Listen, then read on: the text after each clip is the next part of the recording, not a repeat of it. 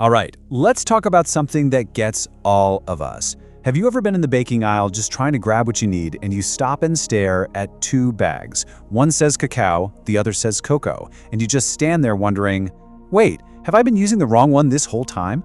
Trust me, you are not alone. It's a question that trips up pretty much everyone. So let's finally break it down and solve this chocolate mystery once and for all. So yeah, what is the real difference here? I mean, they look almost the same, they smell pretty similar, and they both promise that amazing chocolate flavor we're all after. But are they really interchangeable? And more importantly, does it actually matter which one you use? Let's find out. I know this exact moment. You're just trying to bake some brownies, and suddenly you're in the middle of a full-on investigation.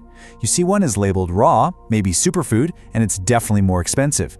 Your simple baking plan just got complicated. Well, we're going to clear all that confusion up for good. Okay, so first up, one bean, two paths. Now this is where the story gets really interesting. Because for all the differences we're about to get into, flavor, nutrition, price, you name it, both cacao and cocoa start their journey from the exact same place. That's right, it all starts with the beans from a single tree, the Theobroma cacao. And can we just appreciate that name for a second? Food of the gods. How perfect is that? So no matter what it becomes, every single piece of chocolate you've ever had started as a bean inside one of these pods. So, if they both come from the same food of the gods, where do they split off and become two totally different things? Well, the secret is in one very simple but incredibly powerful element: heat. And right here, this is the fork in the road. Cacao is processed at really low temperatures. Sometimes it's not really processed at all, it's just raw. The whole point is to keep it as close to its natural state as possible. Cocoa, on the other hand, gets roasted at a high temperature. And that one step, the roasting, changes absolutely everything. Which brings us to the first big difference you'll actually notice: the taste. The way these two are processed creates two completely distinct flavor experiences. We're talking comfort versus complexity. Think of it like this.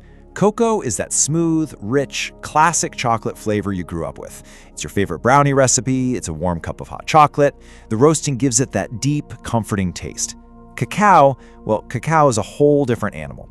It's way sharper, more intense, a little bitter, and it has these really interesting fruity and earthy notes. It's chocolate in its most raw, unfiltered form. You know, I absolutely love this analogy.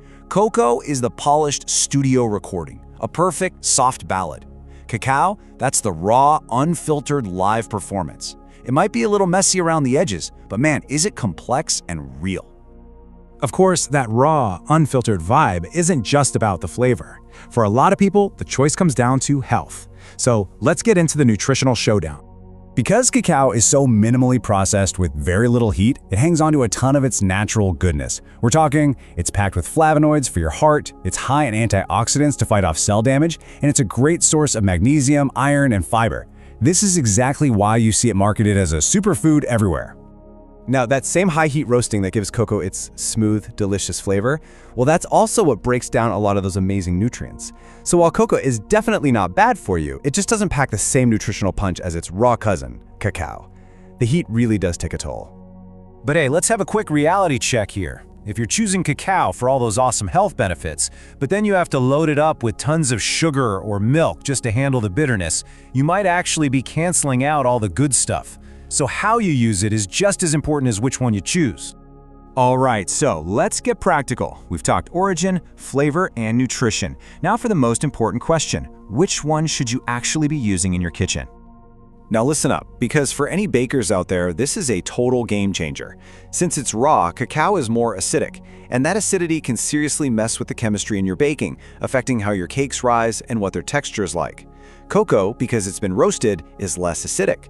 It plays much better with things like baking soda, which makes it the safe, reliable choice for most of your traditional baking. So here's your simple go-to guide. If you're baking classic cakes and brownies, just go for cocoa. You'll get that smooth, predictable flavor and texture every time. If you're making smoothies, raw desserts, or energy bites, and you want that big nutrient boost and intense flavor, then cacao is your best friend. And for that perfect, cozy cup of hot chocolate, stick with cocoa. It just dissolves better and gives you that nostalgic taste you're looking for. So really, it all comes down to the experience you want. Cocoa is nostalgic, it's comforting, it's like a warm hug in a mug. Cacao is more sophisticated, it's earthy, it's primal, it's kind of an adventure. So the next time you're standing in that baking aisle, the choice is yours. And now you know there really isn't a wrong answer. There's just a choice. Are you reaching for comfort, or are you in the mood for a little complexity?